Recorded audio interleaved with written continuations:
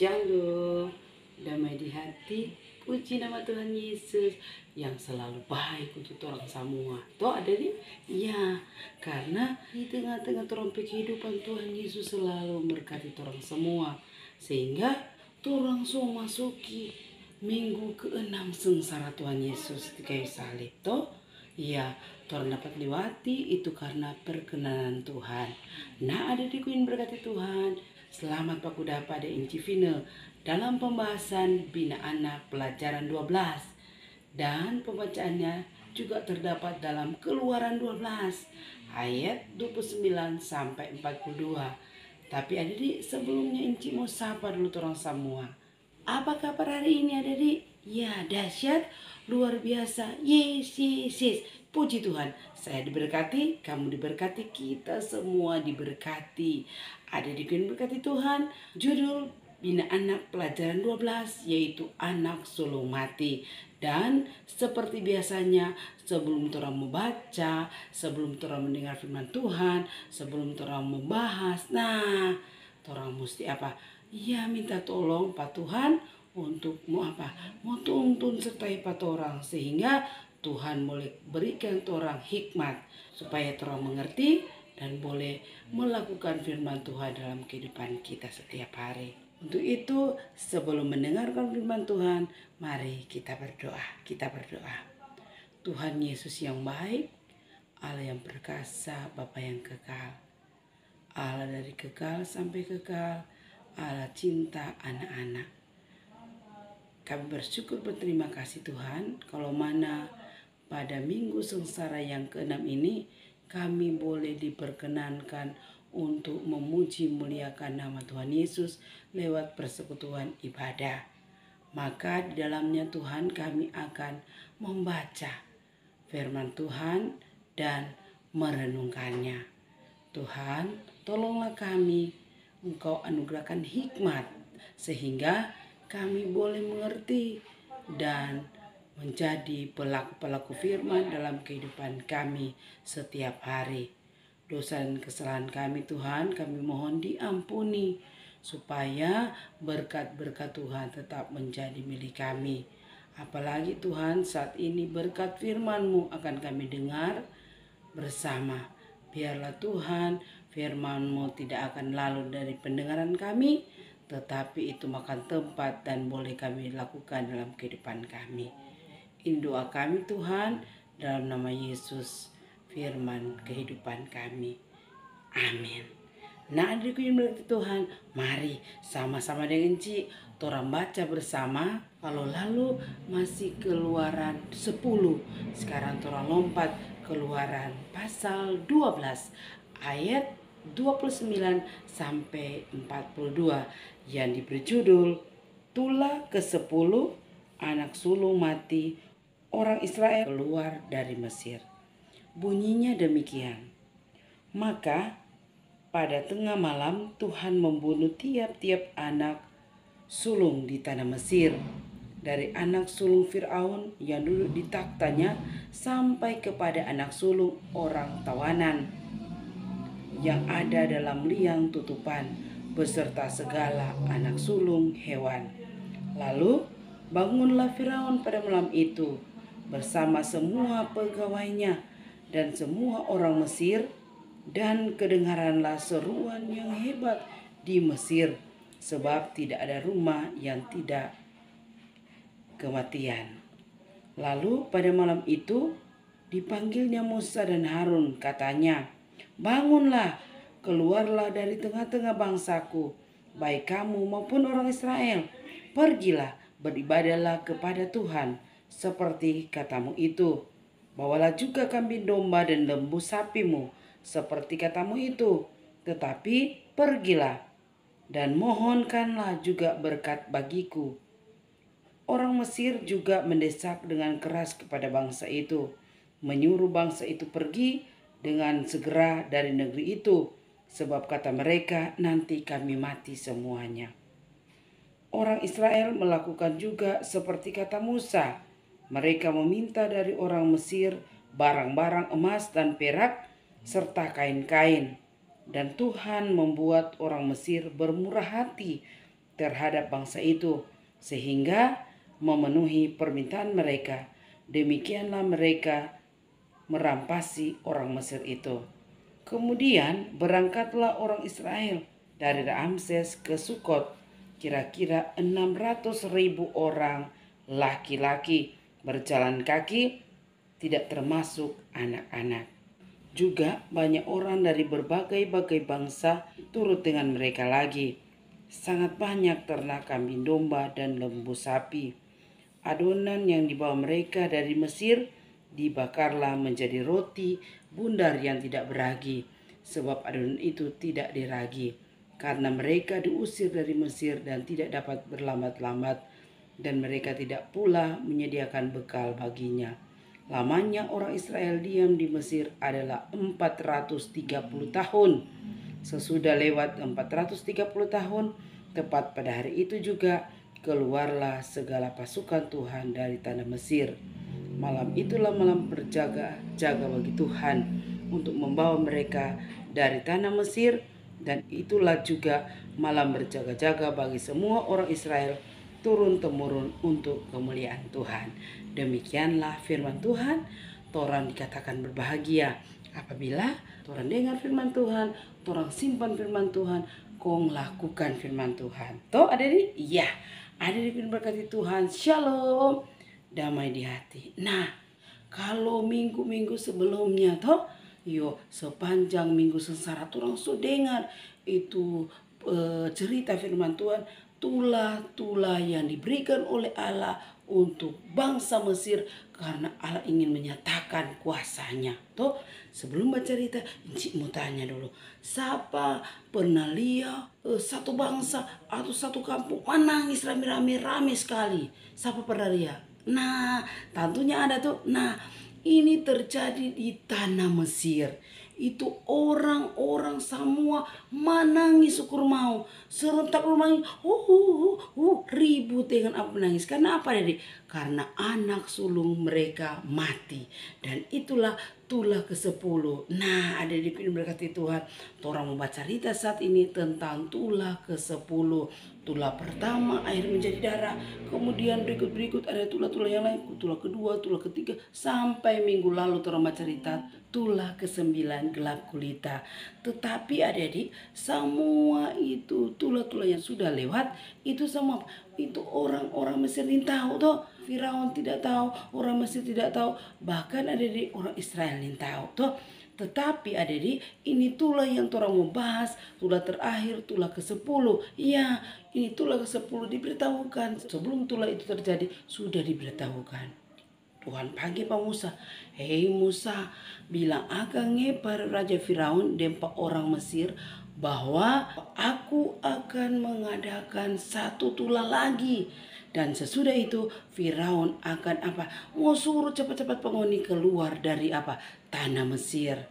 Dan Tuhan bilang, Musa, kita mau bikin tuh orang Mesir bermurah hati bagi orang Israel.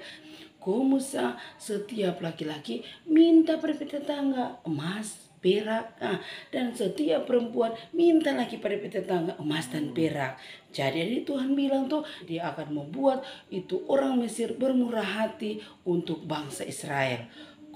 Tuhan bilang lagi, pada tengah malam aku akan melintasi tanah Mesir, dan tiap anak sulung mulai dari anak Firaun yang duduk di takhta sampai dengan itu DP tawanan anak sulung sampai kepada hewan anak yang sulung semua akan mati. Nah, itu diberitahukan Tuhan kepada Musa, adik-adik. Ya, nah adik-adik, akan terjadi seruan yang hebat yang tidak pernah terjadi di seluruh tanah Mesir. Tuhan bilang, tetapi adik-adik, siapa juga dari orang Israel, seekor anjing pun tidak berani adik-adik bakau, bau gonggong, kepada manusia ataupun kepada hewan. Karena apa adik? Karena Tuhan membedakan mana orang Mesir, mana orang Israel.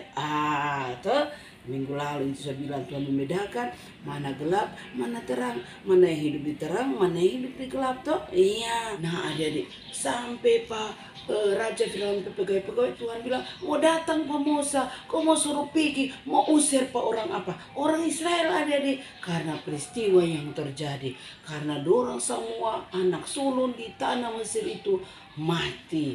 Tetapi ini Firaun masih mengeraskan apa? Mengeraskan hati karena dia cuma dengar, cuma Musa kok dia bilang, paling kok Tuhan yang mau bikin. Makanya dia masih mengeras hati. Nah, adik-adik, serta tengah malam adik-adik, orang pembacaan tadi, orang baca tuh tengah malam, Tuhan berjalan di tengah tanah Mesir. Nah adik-adik, maka pada tengah malam adik-adik, ya Tuhan membunuh tiap anak dari anak sulung Raja Firaun sampai kepada pegawai-pegawainya, sampai orang tawanan yang ada di liang-liang tutupan, sampai kepada hewan anak yang paling sulung, semua mati. Maka malam itu adik terjadi apa? Terjadi seruan yang sangat hebat. Rumah, aduh anakku. Semua pokoknya di tanah Mesir. Kenapa? Nyana ada satu rumah yang terlewatkan orang Mesir. Semua dorang anak-anak sulung adik-adik mati. Pada waktu terjadi adik-adik seruan, tak bangun ini Firaun. Aduh dia kaget, dia anak semua mati. Dia panggil Pak Musa, pergi jangan keluar jo, beribadah jo nih Tuhan seperti katamu itu, beribadah juga sih. Aduh pergi jo, jangan orang mau mati semua. Pergi jo nih, bawa juga nih bangsa Israel, mau nih orang-orang Israel, dia mau nih ternak, mau nih kambing, mau nih domba, bawa jo. Kau minta kasih yang berkat bagiku. Firaun bilang begitu ada deh. Ternyata di hati lulu dia sudah mendapat hadapi Tuhan Allah dengan DP kekuatan. Ternyata dia menyerah. Dia bilang mintakan doa berkat pak kita. Dia suruh Pak Musa dengan Harun adik-adik. Nah bukan cuma Raja Firaun, tetapi itu orang-orang Mesir lah desak Pak Musa dengan Musa pergi jo. Dorang apa? Dorang usir Pak Musa dengan Harun dan orang-orang Israel. Pergi jo, capai jo beribadah jo Pak Mengoni Tuhan. Pergi jo keluar dari tanah Mesir, bawa jo barang-barang semua, bawa jo kambing domba. Nah adik, Raja Firaun dan orang-orang Mesir semua usir Pak Musa dan orang Israel. Nah adik, lantaran cepat-cepat orang usir adik, sampai adik itu adonan belum diragi adik, sampai tampak adonan. Itu bangsa apa? Bangsa Israel bawahlah terang apa? Dorang usir cepat-cepat. Semua adik-adik, pokoknya dorang serba apa? Cepat-cepat sekali dompe tanpa adonan adik, dom bungkus tingkai. Kok dorang langsung apa? Langsung bawa. Karena orang Mesir dan Raja Firaun saat itu juga mengusir ini bangsa Israel. Dan adik-adik, seperti yang Tuhan katakan, Tuhan apa? Tuhan membuat hati orang-orang Mesir bermurah toh. Makanya itu bangsa Israel keluar minta adik-adik bangsa Mesir emas, perak dan kain-kain semua meminta. Maka itu orang Mesir adik-adik bermurah hati, orang kasih lagi. Napa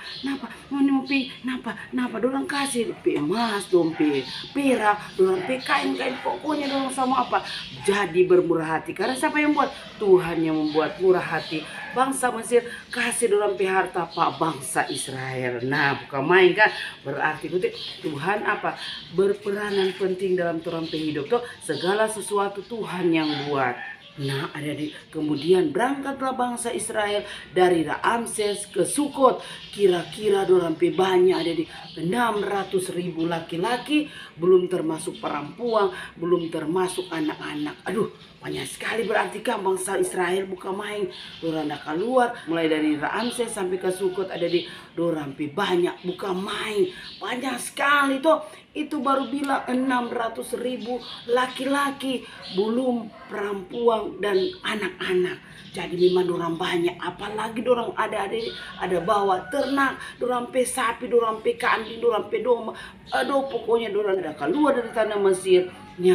Banyak sekali. Nah adik-adik, dorang ada berangkat tergesa-gesa, makanya dorang apa? Nyandak berlambat-lambat adik-adik. Dorang ikut berangkat sekali adonan masih ditampak adonan dorang so bawa, dan dorang nyandak bawa apa?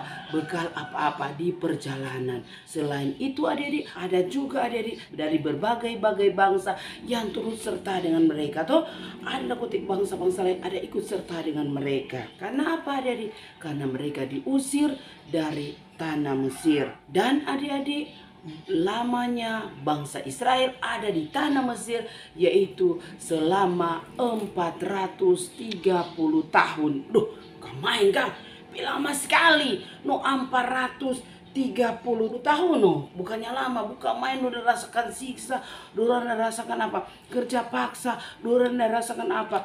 Penindasan tuh di tanah Mesir. Jadi adik-adik, orang bebas, orang keluar dari tanah Mesir. Nah, adik-adik ini berkati Tuhan. Ya, itu menjadi tanda, malam itu menjadi tanda bagaimana orang keluar dari tanah Mesir dituntun oleh Tuhan. Di ayat yang ke-40 dikatakan, ya pasukan Tuhan kata keluar dari apa? Dari tanah Mesir. Bukan main. Tuhan bilang bangsa Israel adalah pasukan Tuhan. Maka malam itulah malam berjaga-jaga bagi Tuhan untuk membawa mereka keluar dari tanah Mesir. Makanya adik-adik, ya malam itu merupakan malam pembebasan toh. Iya, orang belajar dari pelajaran 12 bina anak yang pembacaannya orang so baca, orang so renungkan yang terdapat dalam Keluaran 12 ayat 29 sampai 42. Orang boleh belajar bahwa makna Paskah pada perjanjian lama yaitu keluarnya bangsa Israel dari tanah Mesir toh. Iya, disertai dengan tanda, bukan main. Tanda itu apa? Darah yang ditaruh di dua tiang pintu, ada di dua tiang pintu dan di ambang pintu, sehingga waktu malaikat maut datang, malaikat maut lewat karena ada tanda darah di situ. Korban darah Paskah itu di situ ada tanda, berarti itu rumah orang Israel. Nah, ada di pian berkati Tuhan. Apa sampai malaikat maut lewat? Ya, karena adik-adik itu yang ditaruh di dua tiang pintu dan di ambang atas pintu adalah korban darah Paskah. Darah yang disembelih, yang dagingnya dorang makan, penurupi darah kasih tanda bahwa ini orang Israel. Jangan ambil dorang pe anak apa? Anak sulung toh. Iya, cuma orang Mesir pe anak sulung. Jadi Tuhan membedakan mana orang yang percaya, mana yang tidak percaya, mana orang Israel, mana orang Mesir. Sehingga waktu malaikat maut sampai di pintu, aduh ada darah, oh lewat. Nah, orang boleh belajar makna Paskah sekarang ini yaitu darah anak domba. Darah anak domba siapa ada di perjanjian baru? Iya, Tuhan Yesus berdarah yang dijadikan tanda untuk apa? Keselamatan pat orang toh. Iya, orang sekarang ini adalah sudah tanda darah Kristus yang ada pat orang semua toh. Tanda darah Kristus yang rela adik-adik di minggu sengsara ini ke-6 ini turun ada hati kasih yang bukan main tergantung. Aduh, dipaku ada di kayu salibnya, menderita untuk siapa? Untuk Torah. DP bilur-bilur darah ada di mengalir untuk siapa? Untuk Torah. Ada tebus torang pe kesalahan, ada tebus torang pe dosa, ada tebus segala macam torang pe kelakuan yang menyebabkan torang jatuh dalam dosa toh. Iya, apalagi sekarang saat ini ada di torang so apa? Soalnya nak dia pakai pamamadem papa, soalnya nak dia hargai itu orang yang lebih tua toh. Jaga manyau, kalau nyanak tak ikut di hati torang manyau, torang maraju seakan-akan torang yang berkuasa toh. Sama di Raja Firaun, dia akan dia berkuasa, semua dapat dikalahkan. Nah, tula-tula ini yang dibuat oleh Tuhan Allah kepada orang Mesir itu menyatakan bahwa cuma satu-satunya Tuhan Allah yang patut disembah dan puji. Itu tula ini berikan itu menyatakan bahwa Tuhan Allah ada di atas segala-galanya. Karena apa? Orang Mesir terlalu mendewakan. Tuh sungai Nil orang terlalu mendewakan. Katak tuh Dewi Hege tuh dewara. Semua orang mendewakan hal-hal. Dan jaga bantu pada orangnya, jaga tolong pada orang Dewi kesuburan. Makanya Tuhan menyatakan kuasanya untuk mengalahkan dewa-dewa yang diyakini oleh bangsa Mesir yang dapat menolong mereka. Nah, tula-tula yang diberikan Tuhan Allah ini juga menyatakan ada hubungan khusus Allah dengan manusia, Allah dengan orang Israel. Berarti ada hubungan khusus. Tuhan memperhatikan orang-orang Israel. Jadi orang boleh belajar, saudari kasana mana orang hidup dalam kebenaran, dalam terang Tuhan, diberkati oleh Tuhan. Mana orang yang hidup dalam gelap dosa, maupun orang yang hidup dalam kemauan dalam mau sendiri. Toh Tuhan bedakan. Tuhan ada jelas-jelas di Alkitab dia bilang bahwa Tuhan membedakan mana orang Israel, mana orang Mesir. Jadi orang so belajar makna domba Paskah yang ditaruh di dua tiang pintu dan di ambang pintu menandakan bahwa orang Israel itu yang hidup. Toh orang Israel itu yang yang dilewati nak kasih musnahkan orang anak sulung, karena Tuhan membedakan semua itu dari orang Mesir. Jadi berbahagialah ada di orang ini yang hidup pada masa sekarang. Orang so terima keselamatan dari Tuhan, pengorbanan Tuhan di kayu salib ada menebus dosa-dosa orang. Toh jadi mari jo panggil orang sama-sama untuk hidup dalam kasih.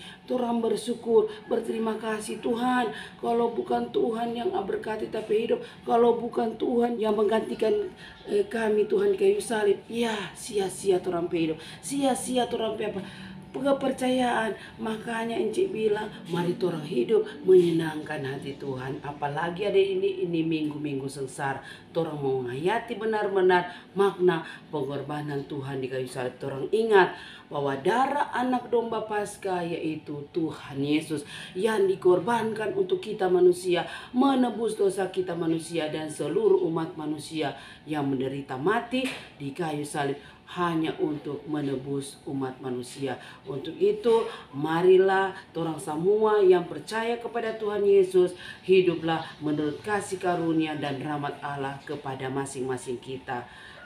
Hidup dalam kasih setia Tuhan dan selalu berserah kepada Tuhan. Lakukan hal-hal yang tidak menyakiti hati Tuhan. Tuhan Yesus memberkati firman-Nya, memberkati orang semua.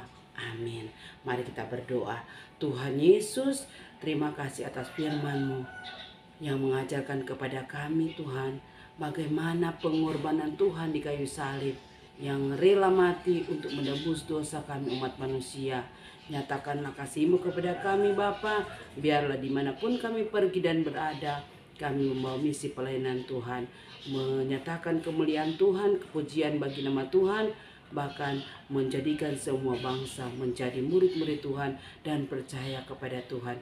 Asalkan orang percaya Bapa, orang tetap diselamatkan oleh Tuhan. Dalam nama Tuhan Yesus firman yang hidup, kami berdoa dan mengucap syukur kepada-Mu. Amin. Sampai jumpa. Terima kasih.